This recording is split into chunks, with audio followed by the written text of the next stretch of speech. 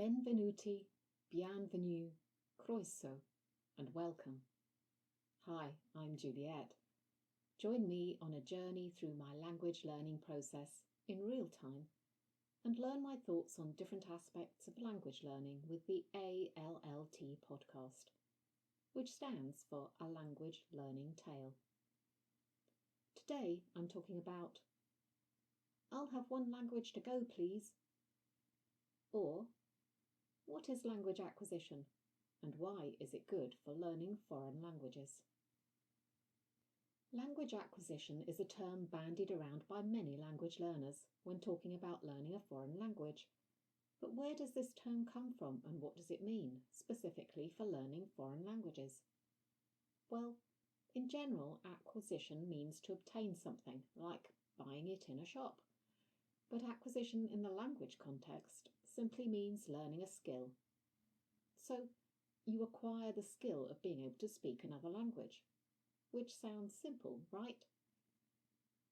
Wikipedia is a little more verbose than the dictionary. It says, language acquisition is the process by which humans acquire the capacity to perceive and comprehend language.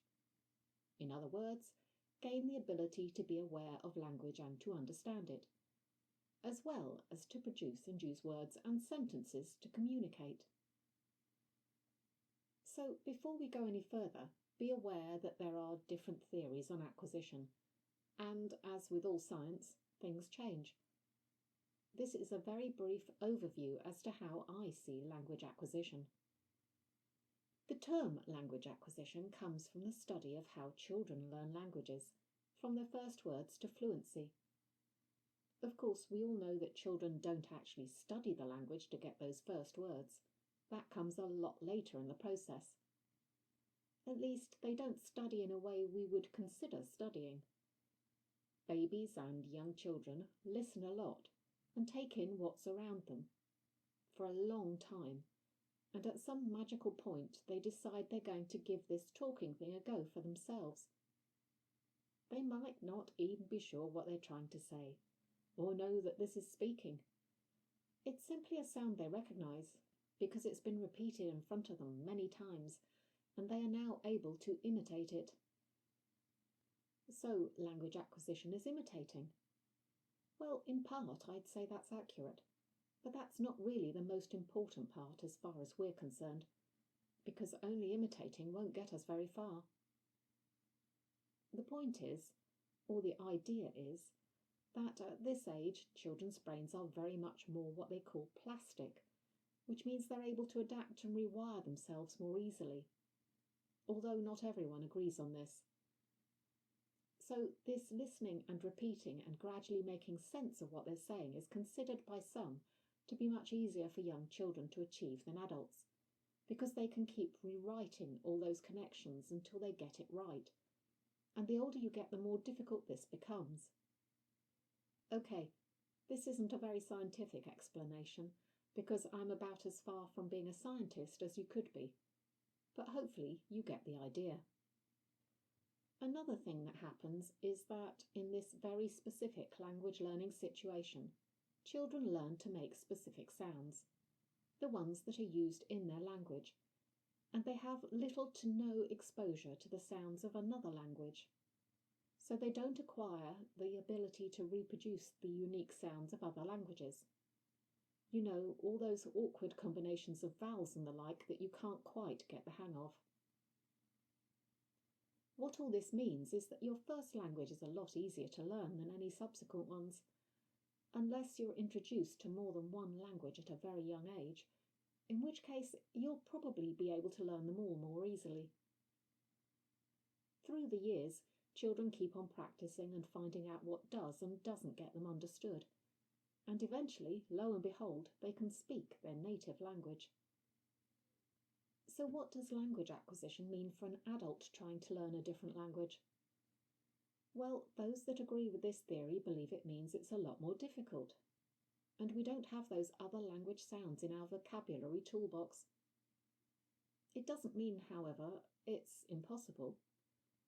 There's plenty of evidence to the contrary on that.